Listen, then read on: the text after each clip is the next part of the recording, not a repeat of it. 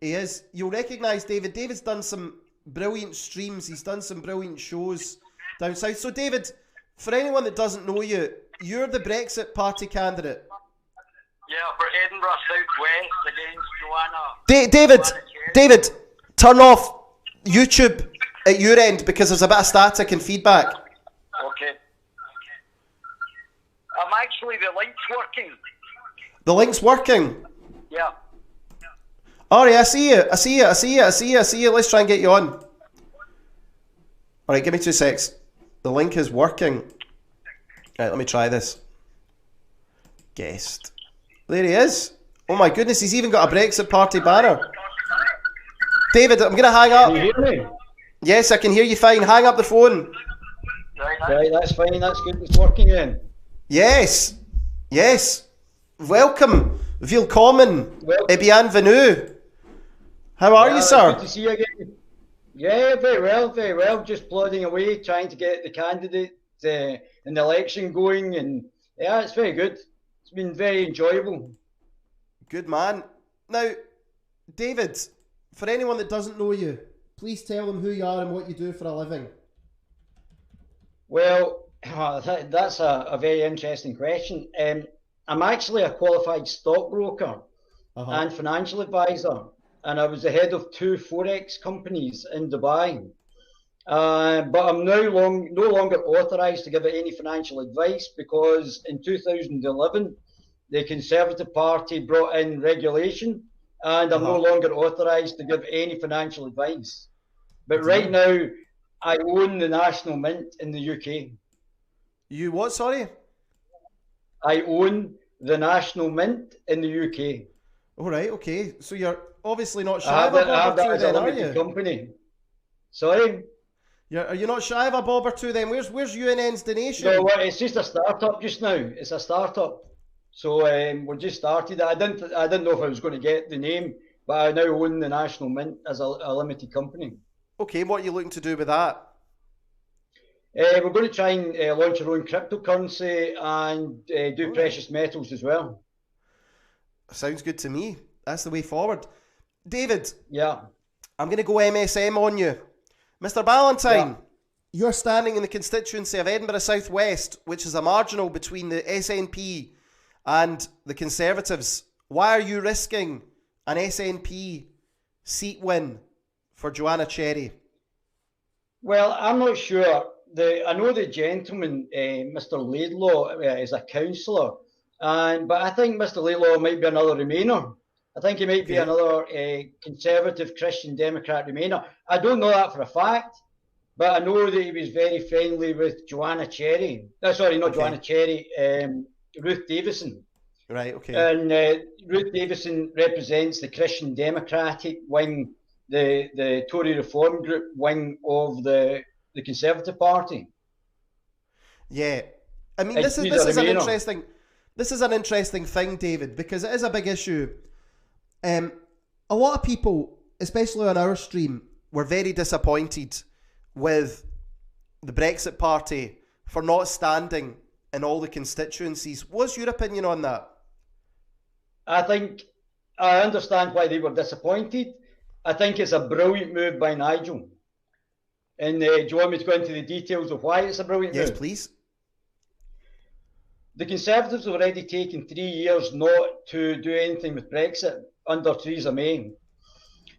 Nigel has now stood down. So Boris, I think, comes from almost the same position as Ruth Davis. And I actually think Boris might be a secret Remainer as well and just a political opportunist. The Conservative Party are riven with Remain Conservative MPs. If Boris gets a large majority, it's looking like 50 odd as a majority. He has to deliver Brexit in the next 5 years. The Conservative Party will not be trusted at the next election if they do not deliver Brexit. Like what happened at the European election. If Boris doesn't deliver Brexit and the Conservatives don't, after 3 years previously of not delivering Brexit, they will literally get wiped out. People will be jumping ship. And I think Nigel will stand in every constituency, maybe with the exception of some of the ERG and some of the people who are proper Brexiteers within the Conservative Party, because what that will mean is the Conservative Party are just full of Remainers and basically full of Christian Democrats, which we already know they are. Well, no, I wouldn't even call them Christian Democrats. Social Democrats would probably be more of an apt. Yeah, well, expression. I mean, I don't. To answer your question, the Social Democrats, the Liberal Democrats, and the Christian Democrats, these are all corporatist globalists. There isn't a fag paper between them on a policy point of view. So they're all. We've all had the illusion of choice, but what it's just been is the Social Democrats, the Liberal Democrats, like Tony Blair and Gordon Brown are Social Democrats. Yeah. And then we've got the Liberals, undemocratic Democrats, and with Joe Swinton, who just doesn't want to, not interested in democracy. And then we've got the Christian Democrats, Amber Rudd, Rory Stewart. We've got Rory Stewart was a Bilderberger and probably a corporatist globalist as well. And we've also got what's his name, Ken Clark, obviously, who was one of the head of the Bilderberg group. David, what is the future for the Brexit Party? I've made a wee bet. I don't think the Brexit Party are going to win any seats. I just don't. I've made a bet on it. I just don't think the numbers are there. I think everybody agrees that a new political force is needed in the UK that is anti-globalist, pro-British, you know, a bit like what UKIP once was. And Nigel did allude to a lot of that at the manifesto. What's the future for the Brexit Party? Do you think they'll just wither away and die? Have you read the manifesto? I have not read the manifesto because they didn't do a manifesto. They did a contract. No, a contract. Sorry, I apologise. You're quite right. That's right. Well spotted. My deliberate mistake there. Have you read the contract? I haven't read it from cover to cover, no. So there's my honest answer. Excellent. I've read most of it. It's absolutely excellent. We've got a problem, and Carol Benjamin doing ACAD Daily have both covered it, and they both said it was probably the best out of all the manifestos and contract now of all the political parties. I can certainly stand behind what the reforms, the abolition of the House of Lords, more money to the regions for start-up businesses. There's a lot of the things in the contract that I can stand behind. We're going to put it in the Scotsman and the Edinburgh Evening News and put what's in the contract in front of people in the Evening News and in the Scotsman, so people can have a look at what's in it. So there's more policies than just Brexit. Listen. From what I saw, scrapping the TV licence, scrapping HS2, cutting migration to less than 50,000 per annum. It was certainly something I could get behind, but the problem is Nigel, you know, kind of, it seems as if he's been lent on by his backers, Aaron Banks. So a lot of people are disappointed with Nigel. David, can you understand why people are disappointed with him? I understand if you're not looking at the long game. If you're not looking at the long game, I can understand in the short term why that is. But Boris and the Conservatives have only got 5 years to sort this out.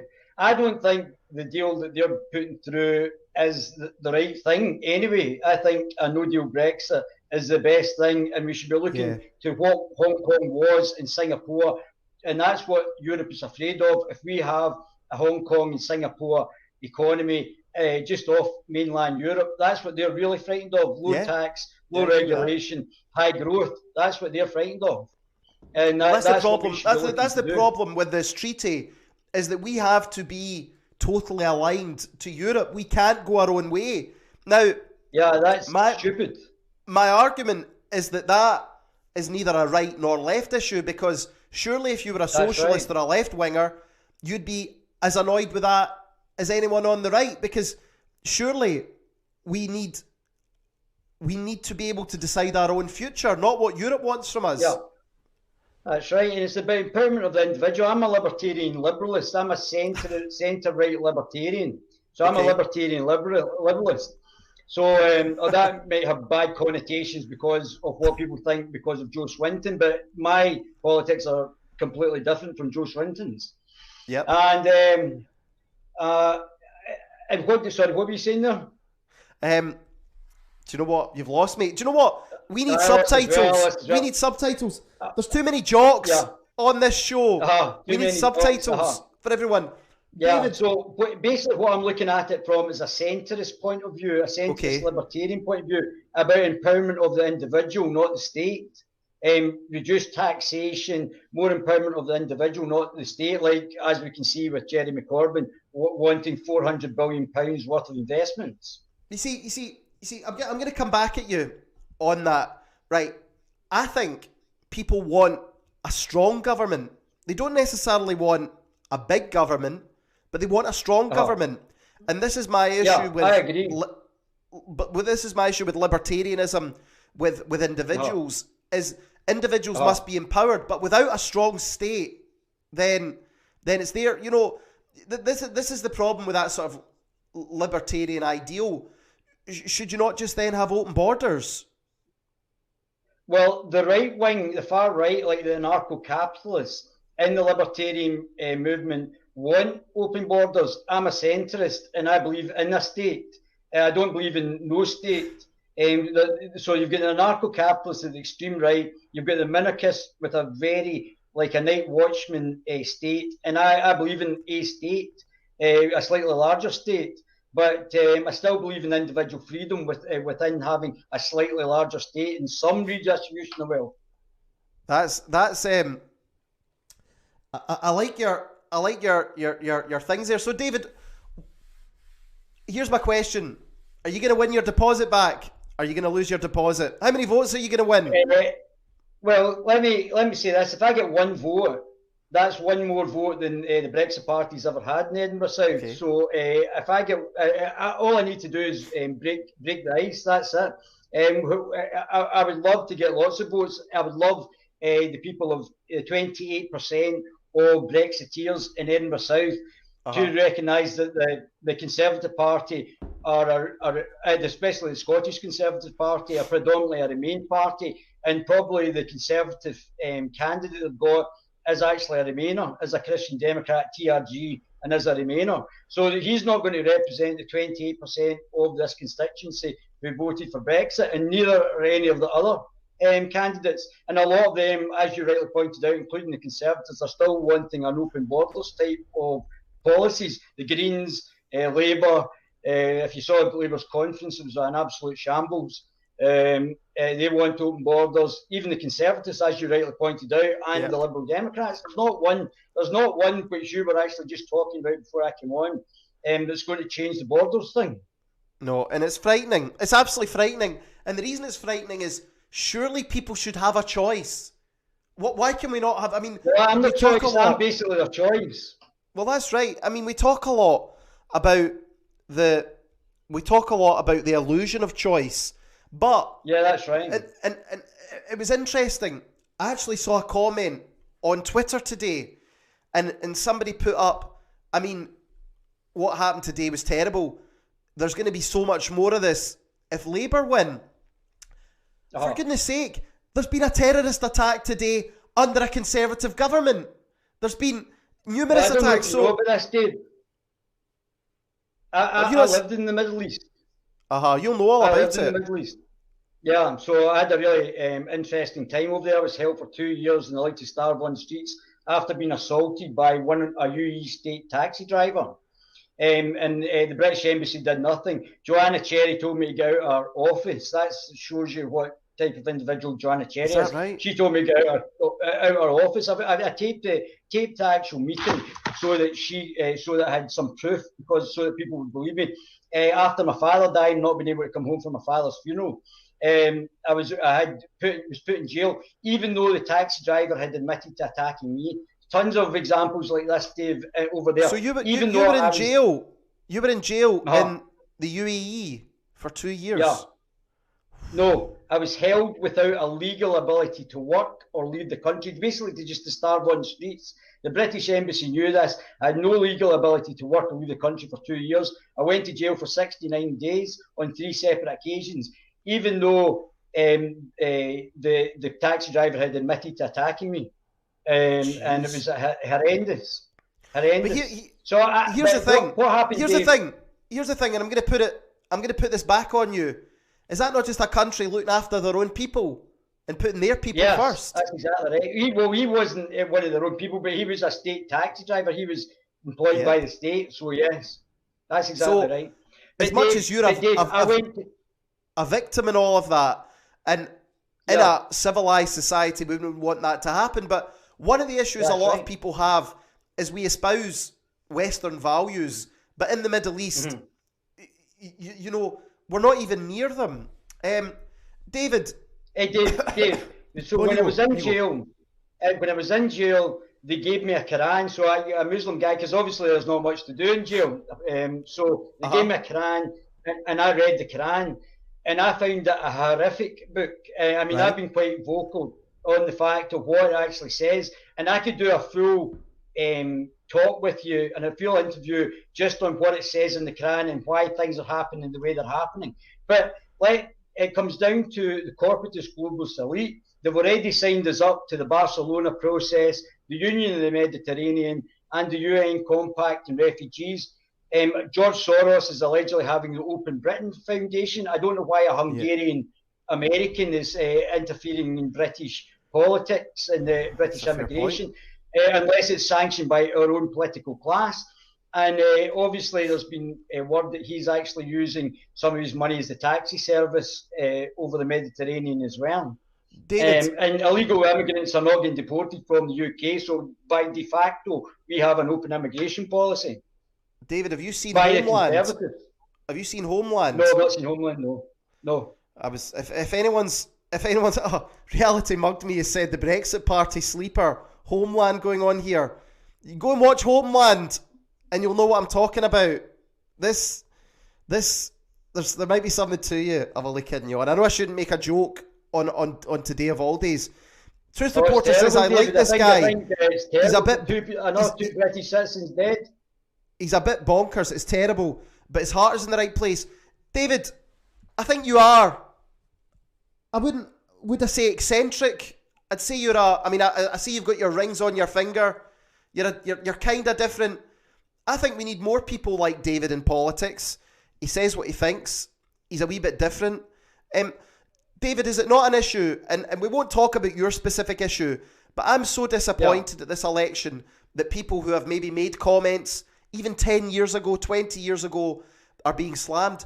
When can we get back to having an adult debate about issues without the smears taking place? When can we get to that point? Do we have free speech now, David? No. We're jailing comedians, so we're increasingly going into an authoritarian, regardless of whether it's left or right, it's an increasingly authoritarian type of politics just now. And it's very disturbing, even if you look at the EU, where 28 unelected commissioners are dictating your legislation without any accountability. And our political class think that's democracy. Joanna Swinton saying that she's not interested in upholding the referendum result. She just wants to overturn it. I mean, that's disgraceful. And it looks like the SNP could actually beat her in her own seat, so she would be decapitated as the head of the illiberal, liberal, undemocratic Democrats. One of the good things is, though, I think that strategy has totally backfired on the Lib Dems. And even people, I've got no problems with people who want a second referendum. Fair enough. That's a perfectly acceptable political position. But to want to unilaterally cancel Brexit is frightening. So, David, you're standing in Edinburgh Southwest. Is that correct?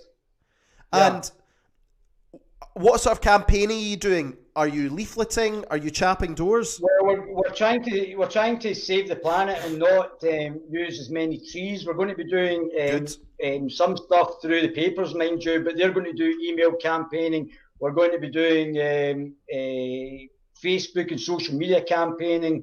We're doing other stuff. So I might be down at Hartlepool tomorrow to see if the Brexit Party can actually win the first seat in Hartlepool. So that's the big seat that everybody's pushing for. Hopefully the good people of Hartlepool will actually get as you said, it may not happen, but hopefully if they all have an epiphany and they do the right thing, we'll get a first candidate in Hartlepool, which would be great. Well, I'm not a big fan of Richard Tice, but the one thing I will say is, with that hair, He deserves to be in Parliament. He's got Yeah. Kennedy-esque hair. You know, he really does, Richard Tice. He's a man among men. David, have you got Twitter? Have you got YouTube? How can people follow you? So this is the thing I was talking to you. I saw you going down to Facebook the other night there. So I've had both my Facebooks taken down. Oh dear. Which is probably a good thing for them not being able to go back and dig up stuff that I've potentially said in the past. So Facebook's taken down. All my LinkedIn profiles have been taken down. I've been basically socially engineered off by Silicon Valley. But I'm sure that this has been involved by our political class as well. I don't think they're doing it. Just like Antifa is not doing it independently. They're entwined with our political class as well. That's why they're not being prescribed as a terrorist organisation, because they're obviously using political violence to stop other people's freedoms of speech. So, David, what's your YouTube or Twitter channel? Well, the Guerilla you keep calling it the Guerilla TV. It's the Guerilla TV channel, and we cover all politics. The Guerilla TV channel, Guerilla, and we cover all politics. We like to talk to everybody. We were talking to the ladies down who were campaigning about the pension rights, the WASPy ladies. Yep. As well. So we cover everything. That's good. Right, David, listen, we'll maybe get you on election night. Fantastic. Maybe you could come on. We're going to be doing a big stream. Fantastic. David, you're an interesting guy. You give you that. Thank you very much. A bit of chutzpah about you, and I wish you success with your political career. Okay, sir. Thank you very much, David. Well, you're the first person I've been on, Dave, so that's very kind of you to let me on. My pleasure. And I'm glad you're the first guy that's interviewed me. My pleasure. Happy to have you on the show. Okay, good night. Thank you very much, David. Bye-bye. Bye-bye. Bye-bye. I'll just end that there. Okay, and there he's gone. Just like that. Just like that. I am not feeling great, everyone. For anyone that was wanting to watch about is there a future of Channel 4 and the BBC, I do apologise. I do apologise. David's a character. Interesting. Based, as some people are saying. Listen, we need more characters in politics. And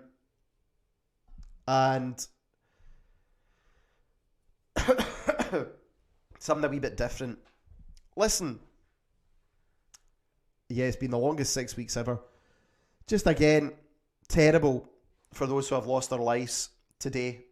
Absolutely sickening. Those in Europe. Something needs to be done. This cannot go on. It can't just be business as usual. But what I'm caveating that with, and I say it to everybody, we have to have